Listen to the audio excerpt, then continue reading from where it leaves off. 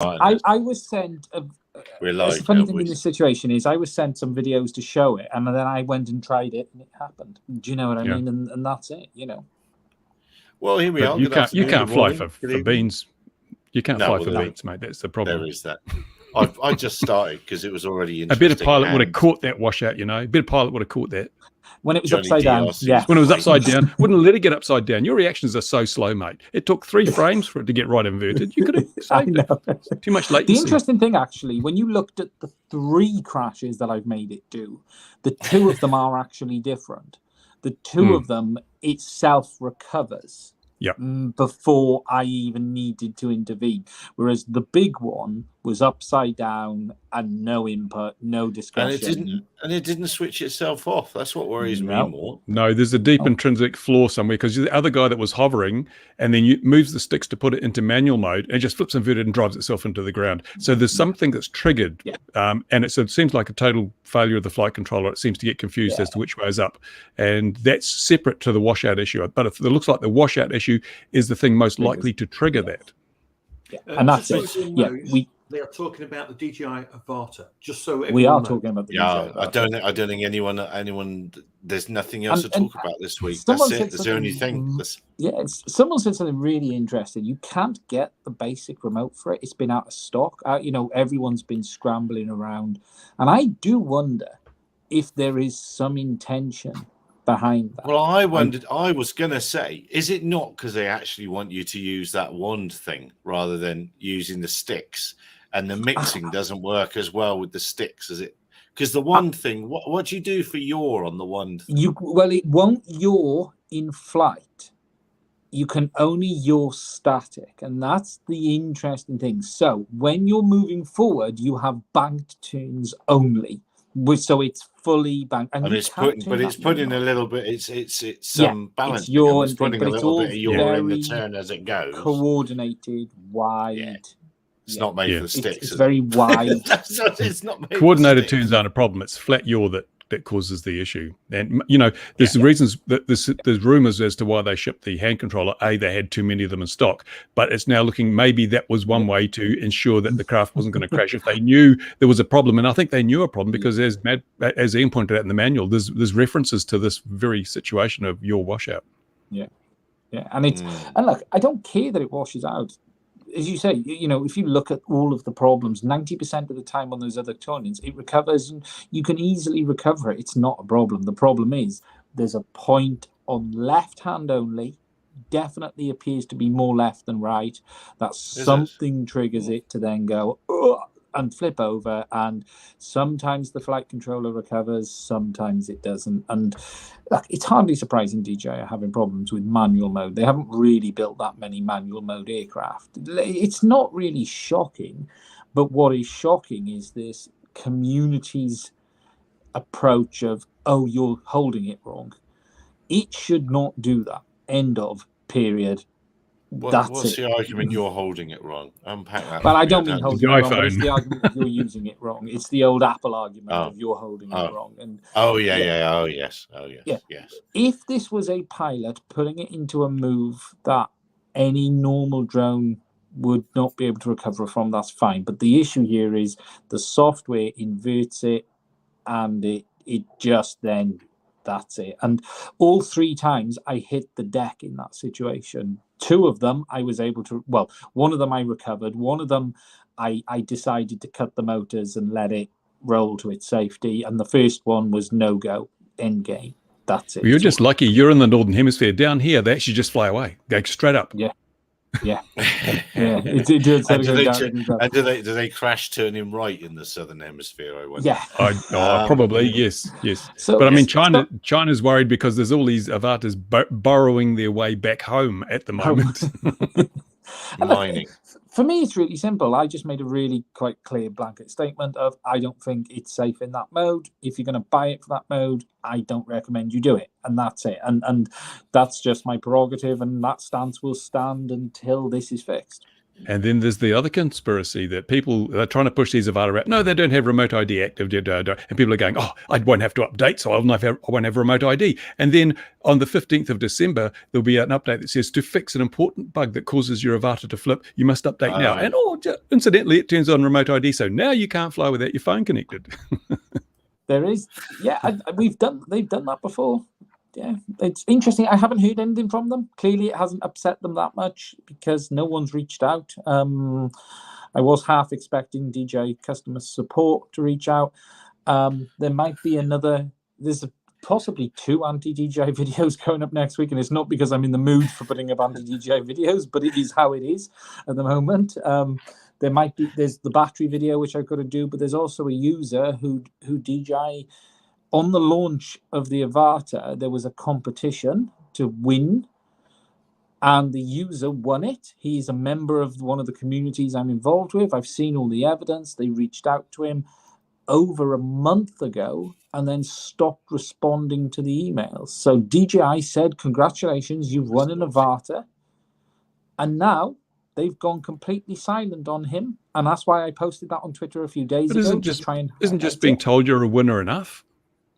Well, he was told he won. When the world's leading drone company says you're a winner, that's got to be a prize in itself. And what's annoying is this was the competition they banged about everywhere. That was identifying the parts of the drone in the buildings. For those who remember the launch lead up, they had this image before the launch, about a week and a half before, and you could identify parts of the drone in the image. And he did it. He won. The email is there. You've won an Avata. Please provide your details. It is over a month. They are not responding to him, and I think that's absolutely crap, because if they said he'd won an Avata, so where is it? It doesn't take a month to ship one. They ship these things daily, so it should have been in his hand in a week. So where is it? But the worst thing is they're not responding, and that's crap. That's just crap. Yeah. Maybe COVID. Reckon? We're going to have to give him a bit of time. We're going to have to give him another week because China is actually in a holiday now, unfortunately. So, they're coming to get you in. Yeah, they definitely are coming to get me. But no, I've you're in the background. Yeah, I've said I'll have to mute. I've said I'll highlight the case for him because I've seen the evidence. DJI said he won. They said they'll send him one, and over a month later, they haven't done it. And that's. But they didn't say when, did they? To be fair, they didn't say when they'd send him one. No. But you would expect it to be within a month, wouldn't you? I'm pretending to be Ken. What does that mean? Oh, you're trying to...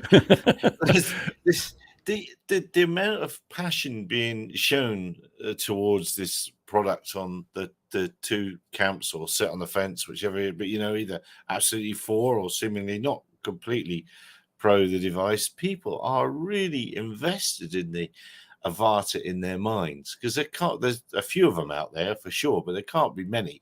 Is that because it's such a chunk of money, and for a lot of people they'll be completely changing their goggle system and stuff? So you are investing in a new way of being, really, aren't you? So you've got to be all in. No, my personal opinion is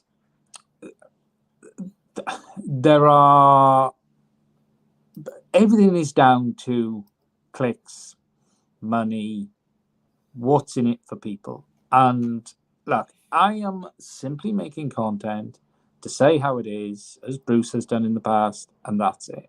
And it's all about the noise and everything. I think there's always DJI fanboyism. I think the product's very good. I think the product's excellent. In fact, I'm not shocked there's a problem. I really am not astonished. Every product has one. What I want them to do is fix it. And these days, I take a real simple stance on stuff like that. If it's got a problem that's big enough, don't buy it. I took the same stance on the Avatar system, didn't I, Bruce? I just said it's beta, don't buy it. There's no point messing anymore and saying, well, you could do this. There's a very small number of people that value my opinion, so the opinion is really simple. It's either okay or it isn't. And that's how I do it. The other thing we've got to constantly remember is, if you look at a lot of the fanboys, the advocates, there are affiliate links in their descriptions of their videos. They are making money out of advocating the product and promoting the product and saying it's a great product. That's money in their pockets. And there are people that have affiliate links that are totally objective. But I think there are also, has to be admitted, a lot of people who see this as a way to make money. And there's I've not got no many problem shows with in anyone. town. No, I was just I saying have no there's- problem with anyone. I don't think anyone's, I think everyone needs to just stick to their wheelhouse. Don't worry about what other people are saying. It doesn't necessarily need. It's weird. And Bruce might have had this, and Bruce might not have actually, because the game has changed a bit. What is frustrating at times is you say something, and then another channel covers a story against what you've said, if you know what I mean. And I suppose that comes with being more known, but I'm not sure it always warrants it. Do you know what I mean? And Joshua Bardwell's had this. Bruce, this guy said this. We're going to try and prove him wrong. It's about the drama, and and I blame YouTube for a lot of that, because these days, to get a video viewed, you can't just present the facts and the objective advice and the science. You've got to jazz it up. You've got to say, you've got to get into the conflict stream, because I noticed that a lot of people were posting reviews of their avatars, and they were getting a few hundred views if they were lucky. The whole avatar review thing's crashed. No one wants a review of the avatar anymore. We've all seen them. So people that are looking at how can I get people to watch my videos and click on my affiliate links, we need to jazz it up. We need to put some fear and uncertainty and doubt into this thing, and there's certain channels have really put out a lot of avatar drone content footage, far more than I think the craft deserves, and a lot of it seems to be focused around the fact that there's an issue or there's no issue or whatever. It's just the way YouTube algorithm will promote those, because people will click and comment, and if people are living off YouTube, they've got to get as many views as possible. Living off affiliate schemes, they've got to get as many sales as they can. And it's unfortunate, because it takes away from the value of YouTube as a way to learn about things, because there is a growing amount of disinformation, and even more so information that's based on opinion rather than fact. Yeah, it's interesting, and look, DJI's had a funny few weeks. They've just had that launch of that gimbal, which I don't think's gone well. If you look around, the amount of pushing they've been doing on the little gimbal, I'm not convinced that's gone well. They make some good products, but they don't get any free passes anymore. They're heading towards being a 10-year-old company now. If Apple was making the mistakes that DJI was making, no one would be forgiving them. If you imagine every iPhone had the same problems that every previous model had, then they certainly wouldn't be in business. And DJI is they are the biggest player, but they are also, coming up to 10 years old. I don't know what they're at least 10 years old now, aren't they? Yeah, I'm trying to think of the year. They're older than 10 years, because Wukong was out in 20. The WK and Wukong control was out, 20? Oh, yeah, that might be 2006. 2006. Yeah. Wow. Oh, wow. So DJI is heading towards a 16. a 15-year-old company. 16. Yeah. Yeah. They're always trouble at 16. They're always trouble. But it's a couple of years ahead. There's no excuses for this stuff now. So I like the product, but no, we've got that. All I'm going to do, there's a battery thing I want to talk about this week. I want to try and get back to, I bought the product to discuss it, and that's why I bought it, and that's what the audience asked for, and that's what I'll do. And I wish everyone else all the best. They can cover their content, and I'll cover mine, and it'll be as simple as that. It's been a funny week, it really has. But we're waiting on 03. That seems to be delayed. I don't think that's happening this year. The way it feels, that's probably not coming this year now. There is rumors of an enterprise launch this next week. Yeah. So the enterprise stuff probably. I wouldn't be shocked if we're not far off an M400 now. 300. It can't be that far off an update on that. But then it's we're waiting for the OcuSync 3 FPV system, or the OcuSync FPV system. That's what the audience really wants. But with the hacks we've got on the DJI right now, I'll be honest, it's the best system out there, because we've now got everything we've ever wanted on it, and it's not perfect, but it's very, very good. Yeah, John, I think we know. And the other thing that DJI does is they will, a team will bring on version 1 of a thing. They'll let another team do completely different team do version 2 of the Mavic, for argument's sake, and a third team might have done version 3, and so there's a lack of continuity in the whole thing. It's quite interesting when you look at the YouTube space. I put a post up the other day. Bruce commented on it, and feels, I think YouTube's beginning to implode a little bit as well, and you're seeing a cutback. I didn't post a video for 4 days because I was traveling, and YouTube we thank you basically, Thank you, Bruce. But YouTube basically tried to tell me my world was coming to an end because I hadn't posted a video for 4 days. And it's shocking. It really is. You know, if you were someone who was driving your life off this, it's based on it. Yeah. You know, I'm very lucky. I can end the channel tomorrow, and I may at some point. Can you please? There will be a day where I just go boom.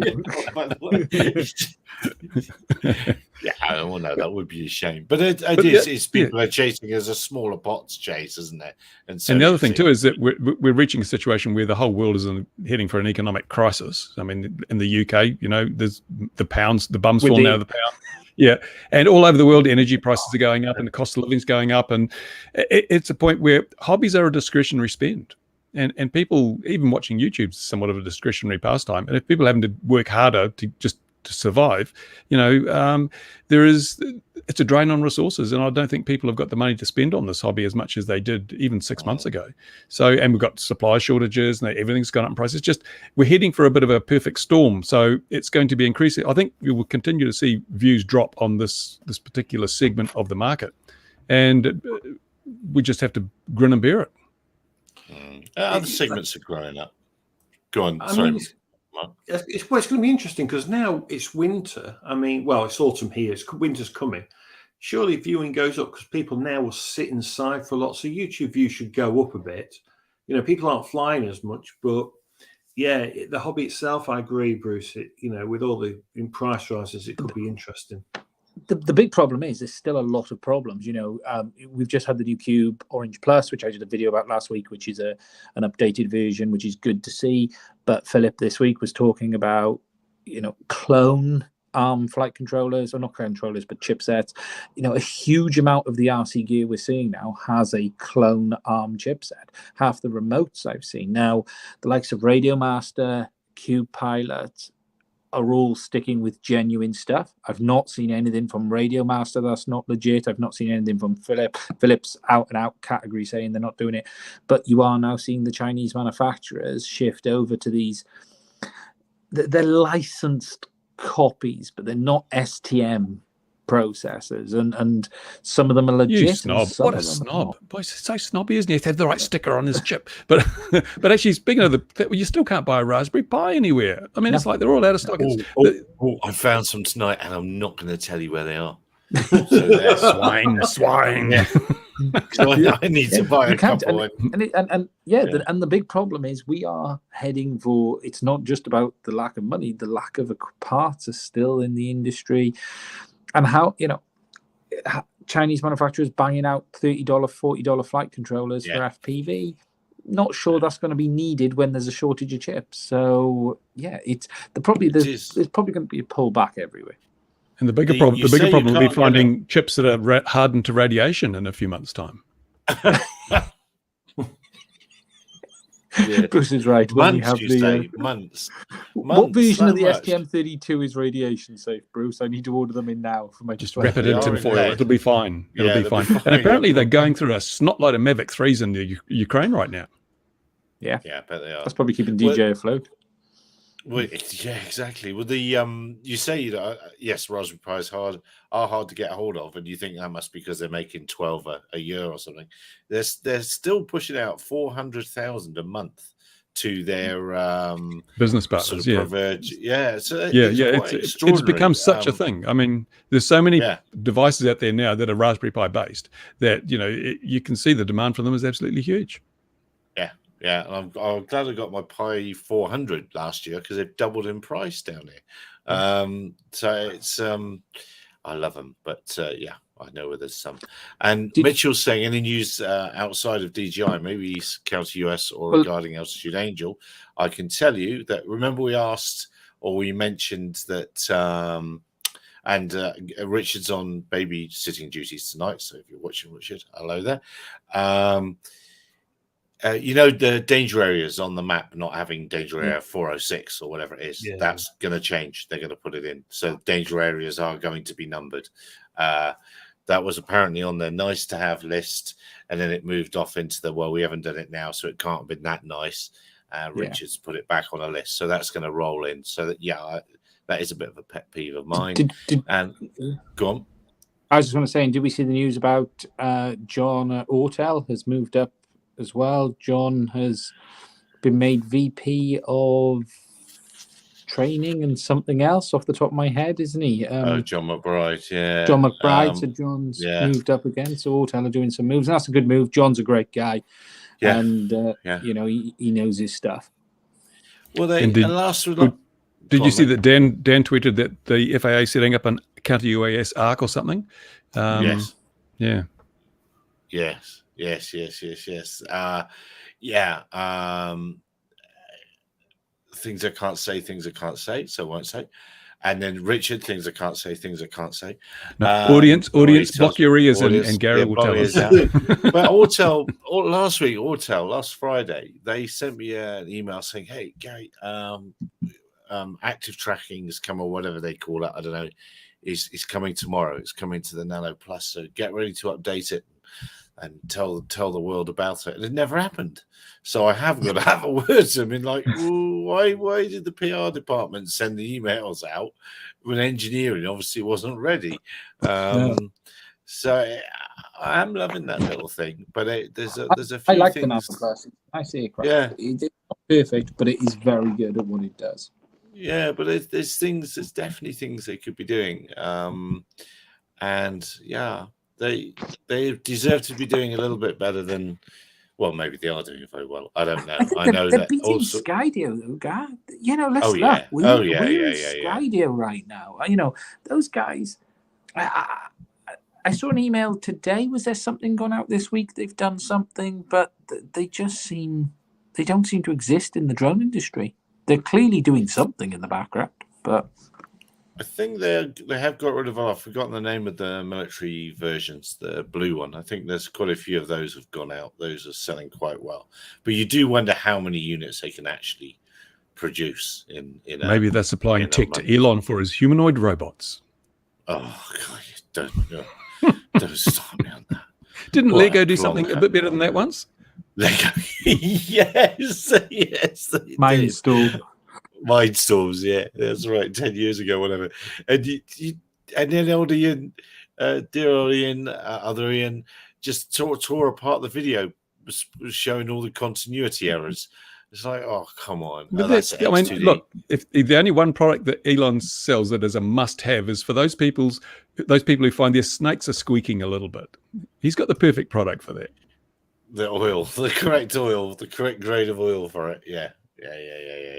And also to say, what did they say it was going to be a $40,000 humanoid robot? 20 something like that. 20 was it? 20. Yeah, I bet your Boston Dynamics are scared about that, eh? Oh, I bet they're terrified. I bet they. How much is they Spot? don't know. How much is Spots? Spot? It's $800,000, isn't it? 800, £80,000 in Spot. If you buy a Spot, it's $80,000. It's more than 80,000. Yeah. No, it's about $80,000. I thought it was more than that. Yeah. Oh, okay. It depends if you want the kennel and the leash as well as extra. Yeah, or you want the arm on top of him. And if you want the death arm, that costs more.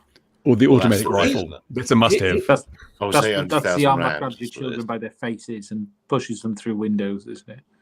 Yeah, I mean, don't get me wrong. Only in Russia. Elon's Optimus, though, if he can make it work right, and obviously, what they showed it doing, how it was seeing stuff, it's all interesting, and you can see where they've edited and done pretty things, in the edits, and they've changed stuff or whatever. CG. Yeah, but if he pulls it off, you imagine the savings that can be had. You can imagine in hospitals, you have porters that just carry around stuff from department to department because everything's paperwork in hospitals. Even if it's on computer, there's still these massive files they have to carry everywhere. You can imagine you could have the hospital porter is then replaced by Optimus just taking that file from A to B. Now, I would say a computer could do that, but if you've ever been in a hospital for any procedure, trust me, it's all paperwork. But wait, what if he adapted the Hyperloop so it was smaller and you could have it between rooms and you put little canisters in it? A little tube thing. Canisters with vacuum. Yeah. That would be the Hyperloop for documents. No one's ever down. Imagine there was technology, right, where you could scan the document, right, and through a series of tones, You could send it over 2 pieces of copper Come on, this wire. is science fiction, Ian. Let's keep it to reality, please. But how long will it take to train the parrots to whistle correctly? And then, I mean, and that's, then on the other that's side, the they're doing thing. I'll tell you what, machine. right? The astounding thing is, if you know, I've been in hospital for a couple of bits. The That must be amount what of Sean is. time you will sign paperwork and it's dual copies of everything. It's crazy. It really is. Yeah. But what about if we could make a car that flew without a driver? I mean, this is Elon Musk territory. There's a flying car already, isn't there? You can get cars that fly. Yeah, You've been watching too much Joe 90. They are neither Joe great 90 is cars the nor great aircraft. That's their major problem. They don't do either thing well. This is true. But Joe 90, what's a TV show? Joe 90 was brilliant. Yeah. And Supercar. Don't forget Supercar. Oh, yeah. Well, Supercar, of course, was the best. But theme tune wise, I've got to say, Joe 90 was right up there. Theme tune wise, yes. I'll give We you miss that, Jerry Anderson. thing. We will miss him. Well, yeah, I should imagine we would sit down and have a weekend of watching Thunderbirds. We'd probably see just about every other Ian other with Space technology. 1999. Yes, his space. Yeah, and he'll have his costume on. He'll be appropriately dressed. No, it's the bullshit factor has been high this week. I asked all the Whisk guys. They in their new videos they're showing the seat back entertainment and this and the young lady. If you watch their videos, the young lady gets on with one of those wheeled little like hand luggage. Luggage cart things, and she's a very slight young lady. It's like, well, that baggage could be like a further 25% of her total all up weight on board. So are they going to be weighing people as they get on board? Are they going to be weighing each piece of luggage? Are they going to be telling them to go? It's just it's so detached from reality. All these like the Lilium thing. That was brilliant, wasn't it? I love that thing. It's fantastic. It's a solution. That was a great. You had an explainer video about showing how the front canard was effectively stalled as it hooned around, the circuit. Kilometers. So if that bit's stalled, there's going to be a lot of energy going. Exactly, and also if that's stalled, when the motors stop, it's not going to glide gracefully to the ground, especially in an area designed for VTOL landings. Well, it's the other thing that happened was the FAA put out their requirements for vertiports. In fact, I've got to go. Do they include power lines? They don't. Apparently, power lines are the new vertiport. Do they include helicopter landing areas? Because a helicopter is a VTOL. So can a helicopter land there? That's always one of my questions. Is, can a helicopter get in there? It's big enough. It's 100 square feet. It was 100 by 100. That's more than 100 square feet. It's 100 by 100 area, 100 foot by 100 foot. And it's got an approach and departure area for perhaps an engine failure after takeoff. Not that you'd be able to do much with it. And it's got the lighting requirements as well. Wow. So it's a pretty huge area. So straight away, if we're going to have to go to city centres, because that's where people seem to think they're going to go, it's quite a chunk of land that you're going to be having to find. It's not going to be cheap having that chunk of land. So yeah, I thought that was as almost as damning as the actual physics of the thing. Things never working, the various things people are trying to imagine they can make work, is the area that they're required, and just simply the moving of people. We're not getting into the guts of this, are we? We're not getting into that. How many movements per vertiport per hour could you actually make if you're clearing the out? Take 5 minutes. I think Elon needs to invent a transporter beam. He'll do it. Yeah, there you go. It'll be ready next year. $100 deposit if you want one now. So here's the problem with all vertiports that I can see is one, the aircraft itself, its size and how many people are on it. Let's say it can carry 6 people. One's the pilot, so you've got 5 people that are in it, air taxi. However, you're not going to jump in with the odd stranger, are you? Because normally you don't do that with taxis. So it's only ever going to be 3 people, 4 people. It's never going to be capacity, I should think. It's going to go to the port. It's going to land. You then either got to go down a flight of stairs because it's on top of a building, to get to where you want to go to, which means is it going to be near a subway? Is it going to be near a bus route? Are you going to use public transport in that format? Will it be a useful part of the city? You're going to then have to go to train stations, everything else, main train stations. But that machine that's just landed, will it have to recharge there? How long will it have to sit there before it's ready to then go to the next point? Because if they're all electric, they've already said they don't want a lot of high voltage infrastructure and big battery packs on top of roofs. They've already said that.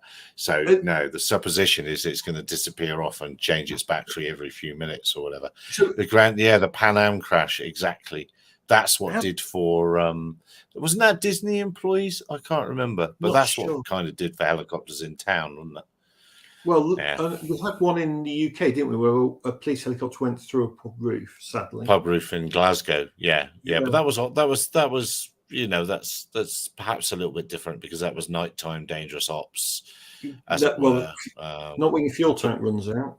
Still went through the roof of the pub, and they couldn't auto it. And you see the helicopter crash into someone's garden, viewed from a Ring camera. Yeah, I mean that's we can't fly our toys over people, but you can fly a helicopter, even though helicopters have a rather large effect when they fall from the sky. John's probably a bit right about this. You start the disintegrated part. We're 50% of the way there. Yeah, exactly. Yeah, that's right. That's probably a little bit too close to the nail to that, John. That's probably exactly right. But here's going to be the thing. So just going back, so they don't want big batteries on roofs. We've just said that this machine has just flown in. It's landed on the roof. It's flown for 30 minutes. It can't recharge because it's sat on this roof. There's another one coming.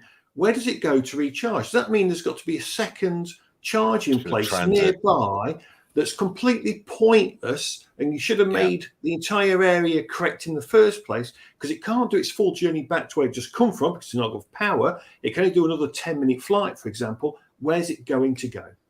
But what if it'll just do a precautionary landing on the power lines?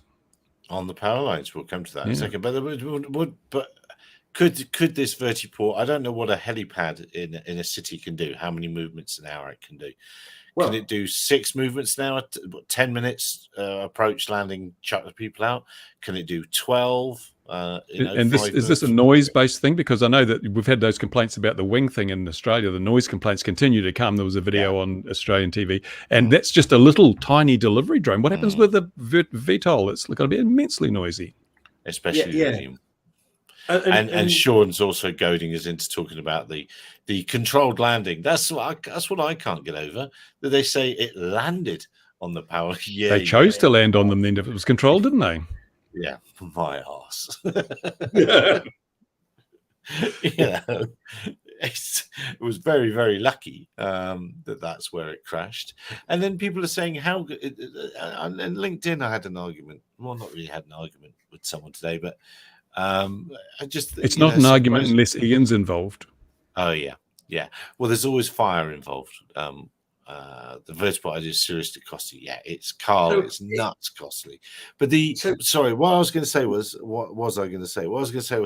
that again, we can mention altitude danger again. They already have major power lines on and other ground hazards on their system, so you don't have to have sensors to avoid them. They're already there, and they weren't. And they said they were 11 kVA power lines. They weren't. They were a marching set, weren't they? They were a big set. So yeah, those are definitely on your map. And that raises the thing I've said many times. This whole UTM drone skies filled with drones thing is an unsustainable risk, because imagine someone walks along underneath with a GPS jammer. We've just seen what happens. They make precautionary landings in the wrong places. It would be much easier, much safer to land on a 5-year-old child because they're softer and you don't have to shut the power down when you land on them. But I mean, this is the thing. There's no fallback mode. They say, we're optically guided or self-landing. That didn't work for wing, did it? No, and didn't some youngster in Australia manage to catch one with a fishing rod? Yep, and the magpies are still having to go at them this year. Some suburbs are off limits for wing deliveries because of the magpies. There are so many limitations to this technology, and the only reason people are using wing is because wing isn't charging anybody. Nobody's being charged at the moment. You work out what the true cost of delivery is, add it to a $2 coffee or a packet of chips or something. No one's going to pay that premium. I didn't realise that the actual delivery was free still. I didn't realise that. Yeah, no wonder. And the other thing you notice, all the deliveries are still from Wings warehouse. Wings depot. So if you're a company, you're making pizzas, you're going to take them to the warehouse. So what's the difference between taking your pizza from the oven to their warehouse and taking it from your oven to the customer? I don't understand. I know how it certainly started at the beginning was all of whatever it was being sold was generated. It was the ice cream was sat at the depot, or the pizzas were made at the depot. And countries like France are actually putting bans on, because are they called ghost restaurants? I can't remember what they're called. Yeah, where in containers and things. Yeah, in containers in town, just to purely deliver out, and they're actually putting a ban on that. So if that was to continue into this model, then that would ruin the day for having deliveries like that. There is a place for delivery drones. I'm not anti-delivery drones. They are. Without trying, there's edge cases, delivering organs and things. Yeah. Who wouldn't want their wallets to drop from the sky? Yeah. However, okay then, right? So here's an interesting one for you. If your delivery is going through a flight restriction zone in the UK, let's take Gloucester Airport, for example. Gloucester Airport, exactly, yeah. So, right, now, Gary obviously has probably heard this, so this is for Ian and for Bruce. How much do you think it will cost you to arrange a flight inside Gloucester's flight restriction zone? They've started charging from the October the 1st. Now, how much do you think Gloucester Airport is going to charge you? 1.25. What's it should be the same as a landing fee, shouldn't it? Interesting, Bruce. Sorry, Ian, what did you say? £1.25. £1.25? Yeah. Not quite. So, interestingly, if you now want to fly within Gloucester's flight restriction zone, so I would assume this would apply to these delivery companies as well, they're now wanting you to pay £120. Now, not only do they want you to pay £120, that is more than it costs to land and park a 3 metric ton aircraft overnight at Gloucester. So a 3-ton aircraft is cheaper to fly in and out of Gloucester than it is to do a drone flight in their flight restriction zone. Drones are coming, and lots of them. Yeah, well, it's madness, and they're claiming. Now, here's the interesting bit: they're going to claim paperwork, and they're going to claim health and safety BS and horseshite. Sorry for your channel, Gary. Don't of course any issues, right? But this is the kind of hogwash and BS you get. The drone needs a risk assessment, flying at 400 feet, even if it's under the circuit. And now under the circuit, a circuit's what, 800 feet typically? At Gloucester, I believe it's 800 feet minimum. Their circuit, at your 400 feet, there's 400 feet separation. So to fly in there will now cost you £120. And you have to give notice of around 7 days, for example, because they can't deal with it in real time. Now, Gary, if you zoom out a little bit, please. Now, unfortunately, we don't see Class D airspace there. So you have to go back a little bit. But the Class D airspace, now where an airplane would actually need permission to enter said airspace, he's looking for Class D. Upper airspace, you might have to slide that on. Where's upper airspace? Oh, over there. Oh, okay. Yeah, try that. Oh, no, it's not there. It's still not showing up. No, that's upper.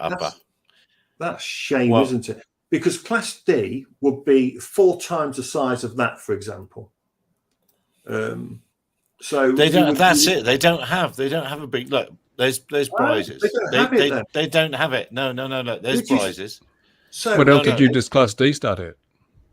Well, so if you go to the other airfield, the airfield, then Gary, so we can see what Class D would look like.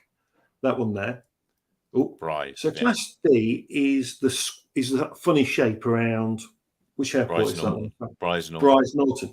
So if you wanted to fly your plane through Class D airspace, which is controlled, you have to get permission, and you do it in real time. You do not give 7 days notice. You don't do a risk assessment or anything. You can literally fly through that. You just need to make a radio call. However, what's really interesting is, the airports are now saying you need 7 days notice and a risk assessment to fly inside the flight restriction zone, and we'll charge you £120 for the privilege. But you forget an important thing. You forget something. The aircraft you're flying is certified. This is manned aircraft. It's certified. It's checked regularly. It's to a specific standard, and the pilots have epaulets.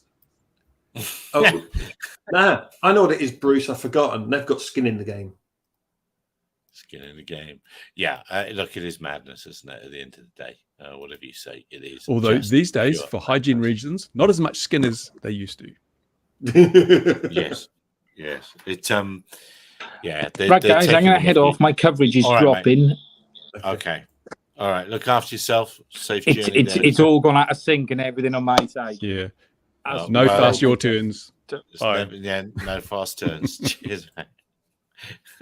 Yeah, well, it is madness, and it's because it costs a fortune. It's unsustainable, isn't it? What I meant to do then was see how much of town was actually in there. I think Gloucester Airport, as I've landed in the past, is a little bit out of town, so it might not get as much town as you think, but yeah, it's just a ridiculous fee, and it's not sustainable. And immediately in my head, things like, again, Richards, lots of mentions for Richards Company, but that Arrow Corridor scheme, I'll be looking at all the airfields that are doing that sort of thing, and I wouldn't be rushing to make anything near them part of that. And they will end up using, when there are larger deliveries, 150, 200, 300 kilos from basically an aeroplane that's remotely piloted rather than, with one of Elon's robots. One of Elon's robots. Yeah, that's it. When we reach that point, I truly believe that he sounds like I'm selling something, doesn't it? That it might be the making of some small airfields, because they're on the edge of town. They've got all the infrastructure. They can have the deliveries arrive. But you might say, Gloucester, well, stuff you. We'll go somewhere else nearby. Well, you imagine, Gary, all those farmers' fields and all those farmers have got planning permissions for their small airfields, because you'll be amazed how many farmers or farmers' fields have got small aircraft, and they've got their strips, they've got their hangars already in place. There is a mega business to be done there. People bang on about heliports in cities, this and the other. Well, no, actually, what I want to be able to do is you'll be able to get your air taxi or helicopter, I'm not saying helicopter, but air taxis. You'll be able to fly from the city out to the countryside, skip all the horrendous city traffic, land, get in your car that you've got rented place for. Your self-driving Tesla that's driven itself to that place. Well, exactly. You could have, or you'll have car rentals just sat there waiting. And the heliport, you won't need all this building of urban heliports. I think could become a bit of a myth. I think, the ones that are in the countryside might be slightly better, nearer to your home. Isn't it already a myth, though? Haven't we had, 60, 70 years of helicopter flights in and out of cities, something like that? Wouldn't fast trains be more efficient? A fast train? Yeah, absolutely. Energy efficient? Absolutely. Yeah. Absolutely. Yeah. Absolutely. Although train strikes here mean trains don't work very well at the minute. And you think there won't be air taxi strikes? Oh, of course there will. And we've got to remember that these air taxis have to have a pilot in them at the minute. The regulations will not let them be automated at all. And that is going to cost a lot of money for that person, because they're not going to be on 20,000 a year. Let's be sure. You've got to be fully licensed. There's a lot of training in there. Do the courses even exist yet? Can anyone even do one and get certified yet? The aircraft are not even around yet fully. No. So we're still 5 years away? Oh, at least 5 years away? No. Loads of them were saying next year. Really? That's what loads of them's targets was 2023, 2024. So we're months away. We are months away from a brave new world of flying in electric helicopters for that. Do you think we could find someone that's actually done a fully certified training course for one of these? Because I would like to find. No, you can't find anyone that's done much more than a circuit in one. Fully legally certified to fly one? No, flying under experimental rules as a test aircraft. So not fully certified. No, and it's a lot of noise that's hurt and created regulations for model flyers and commercial drone operators. It's a lot of noise that's created at the bottom end of the industry, where all the work's being done, where basically has given us a lot of trouble. It's scary, isn't it? Because they've been banging about urban air mobility now for how long?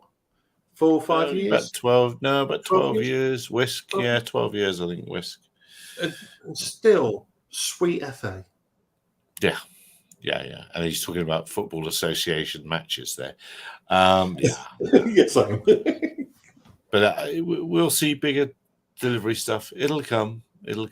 Now, what else have we seen? So we've covered nicely the reasons Ian has made even more enemies. DJI might be doing some more. Yeah, no, that Avata stuff, people really got the knickers in a knot about it. Sean did a good video on the whole drone landing on the power lines thing. And actually, during his video, it makes you realize just how much Google are focused on the UTM market. Oh, yeah. Went on the Wing website and things. It's just a reminder that, this is not about drone deliveries at all. No, and that's why their guy keeps pitching up in the UK and pitching up at Cranfield and say, we think it'd be a really good idea if you did it like this or like this or like this.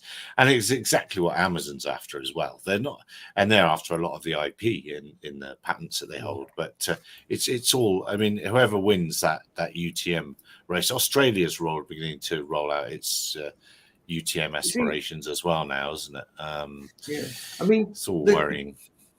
Well, the kicker is for any UTM, and the kicker is how to integrate into airspace without changing airspace, because the problem is you've got muscle memory for so many pilots out there. They understand all current airspace.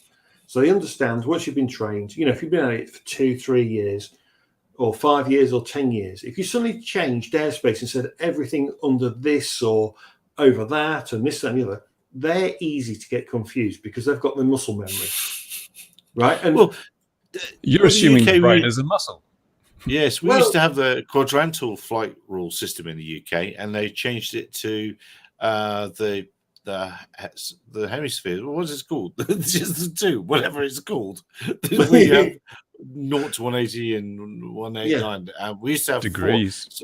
Degrees. I don't know. I can't remember. What it's called. See, that's. And then when you're dealing, they go Celsius, Fahrenheit, Kelvin. You don't know which degree to use. Exactly right. So you need something that's going to keep it simple and keep the rules as they are for manned aviation.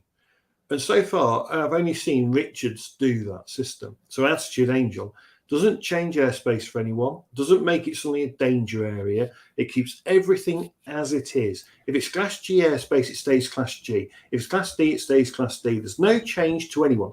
Everyone just gets on and flies as they should do. But that's the worrying part. That's why it may not work, because there's not a lot of money to be made from that. You have to introduce change and innovation, training courses and new technologies. And I mean, if you're going to do something that's logical, simple, straightforward and effective, there's no place for that in this industry. Exactly, yes. I'm beginning to believe you're right, Bruce. Yeah, I don't want him to be right, but yeah. It's Sean had a couple of, I can't remember quite how it turned out in his I think it's in his Discord channel and a couple of videos and stuff. So people are getting quite antsy about training and how everyone should have to train and this and that and all the other, and really shutting the door behind them once they're in the industry. Not really being very kind to anyone new coming along. And it's the epaulette syndrome. It's the epaulette syndrome. I suppose we are better than you because we've got epaulettes. Yeah, or we've just happened to have bought our drone 2 years before you did, so therefore we must know a lot more about it. It must be a lot safer because I'm as dangerous, as I've often said before. My now 18-year-old son chastises me frequently when I'm flying for being so dangerous. There's that curve, remember, the experience risk curve, where when you start out, you're cautious, and as your experience builds, you get safer and safer until you get overconfident, and then it goes the other way again. Yeah. Yes. Kruger-Dunning effect. Yeah. What is it first? Is it the first 300 or 500 hours you're meant to have an incident in manned aviation or something? Everyone has to have that shocker, that thing that suddenly reminds them that they're not immortal. I've never had that, of course. I mean, model flying for years has had great training schemes. The BMFA, if you joined a model flying club, because you had to fly a model plane before now, just because of space needed and everything else, it's very hard, just to go to a public area and fly them typically. But now, it's dead easy to go into Argos, get a drone, take it out, fly it, and hit a tree. It's so easy to do. It's unbelievable. But it doesn't make you dangerous. I've hit plenty of trees when I was like a BMFA pilot. It doesn't make you. By default, quite easy. They jump out at you. They jump out. It's called it's not a crash. It's an arboreal encounter. Absolutely, but where I really want to say that was it kind of is beholden on the industry and everybody to bring training more into and continuous learning, carrot rather than stick. Just telling somebody they're dangerous and beating them with the naughty stick. That doesn't help anyone. If you could, for argument's sake, lower your insurance rates because you've continually answered questionnaires or done stuff.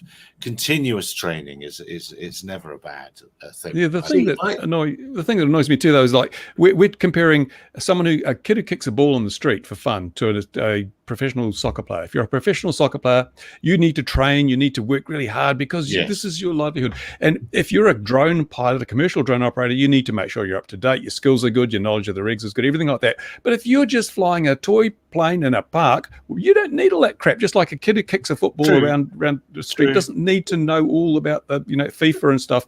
This is what's happened. This is where it's gone wrong. They're treating everybody as if we're all flying M300s over populated areas with, it's just, no, the hobby hasn't been given its dispensation for the many, many decades of safe operation. I agree with this. If somebody arrives with a BMFA ticket or similar, or says, "Oh no, it come from the club," you immediately, I said it last week, you immediately know they know why you bringing a bin bag to the field and stuff like that. There's little details like that. That's the trouble with foamies. I used to build the bin bags into the wings of my models, but now with the foamy, there's nothing. It's honestly, you crash your plane, you pull the bag out, I'm come prepared, and put all the wreckage in and walk off. Did you actually do that? Yeah. I can imagine you actually doing that. Several planes have still got bin bags in the wings. What a brilliant idea. A brilliant idea. And then you can tell the regulator that it's a ballistic parachute system for a flight over cities. Yeah, it doesn't work very well because it can never jump out the wing. Ballistic shroud. Yeah. Ballistic shroud. Your Turin shroud of the model. Yeah.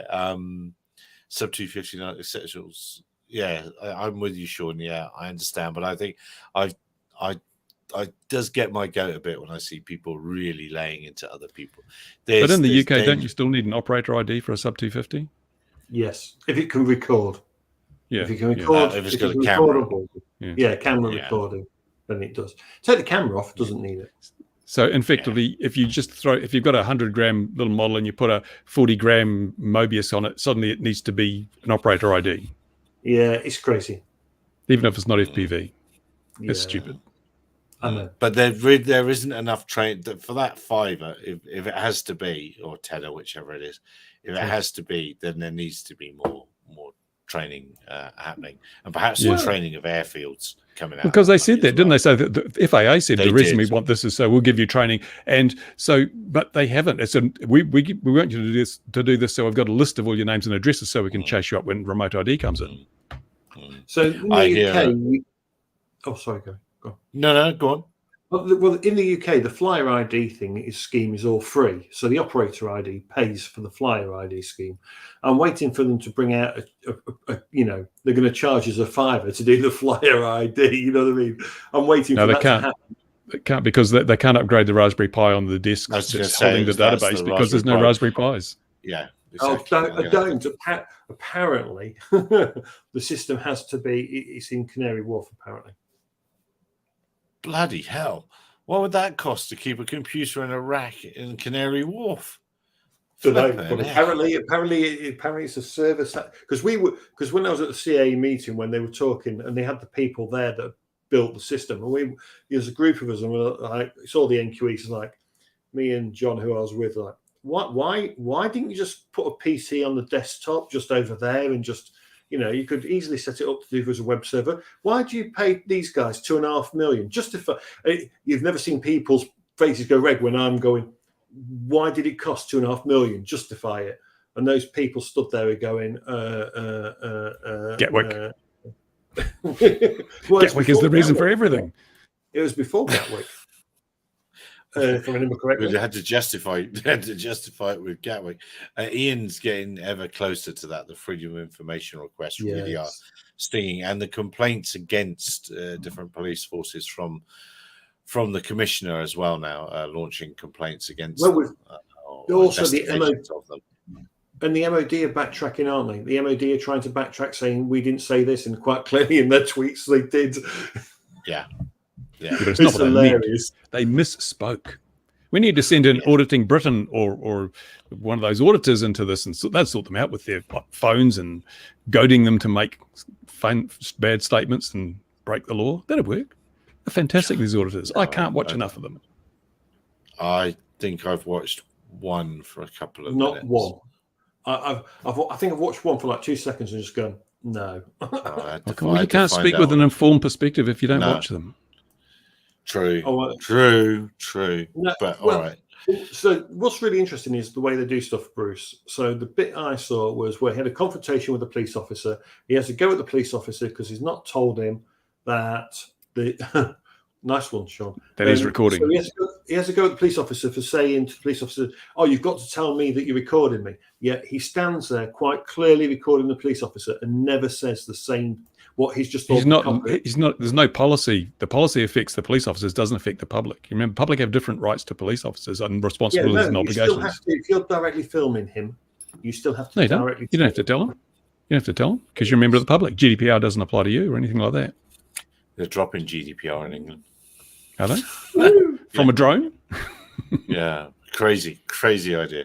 Crazy idea. That's going to. We're dropping GDPR. Yes, not nuclear hardened. GDPR. Really? Yeah. You're going to have a British version, which means you're not going to get anything through all your neighboring countries soon because you won't be data compliant. So it's such a crazy idea. But there we are. On the upside, you'll be paying less tax. Yeah, I am paying less. Yeah. I'm paying less tax, and I got £400 from the government for my energy bill. Well, it's amazing how they can just make money, isn't it? Governments can just make money. Why don't they just print more of it, and we'll all be happy? It happens across the world. Absolutely. America does it all the time. Anyway, look, it's probably a good idea to start wrapping this up with 4 minutes. Can we get Zelensky on here next week? Can we interview him? I've got a few questions about drone use in Ukraine. I mean, he must be up to speed on that. Absolutely. The Russians had some pretty amazing jamming gear, spark gap transmitters on top of AliExpress for the win. AliExpress for the win, exactly. Yeah, that's basically what it was. Are the Russians flying the Iranian drones now? Is that? Yeah, they are. And the very successful one is the sort of stuff. I can't remember its exact name. The one they launch in Iraq and Iraq, not Iraq, Iraq of them, and it's a suicidal kamikaze thing. Basically, where does this come from? Kamikaze drone. Like, who's in it? If it's someone in it, it's not a drone. If there's no one in it, it's not kamikaze. True. And we used to have these suicide drones. I'm thinking, we used to call them missiles, you know? Yes. Yeah. It doesn't sound as good for the media, you know. No. So basically, they've got a system of launching small cruise missiles at the Ukrainians. They are. That's exactly what they are. It's exactly what they are, and they're very impressive when they launch them. They've worked very well for them, but they haven't got many. Trebuchet for the win. Trebuchet for the win, exactly. So before we go, what else have we seen this week that we might quickly rant about and try and make this one an hour? Going once. Bruce has got some great explainer videos. I forgot to mention another explainer one you did. What was that about? Anyway, just go to Bruce's channels. He has a couple of great videos this week. And Sean, and subscribe. Oh yeah, push that bell, all those other things. Sean's had some great videos out as well. He's got his Gatwick one. I think he's going live tomorrow as well. So find Sean on his Discord channel and all those other things. And with that, dear viewer, wherever you are, Mark had a video too. I saw a couple of Mark's videos coming up. What Would you comment on them? Yeah. No, my videos are always boring. Don't watch my videos. Oh, I use them when I want to go to sleep. I leave the phone on at night. Thanks so much. Thank you. With that, going once, going twice. If you, wherever you are in the world, look after yourselves. We'll see you again next week at 21 GMT. Might have Richard along and some other things. There's a few things happening in the world. See you next week. Bye-bye for now.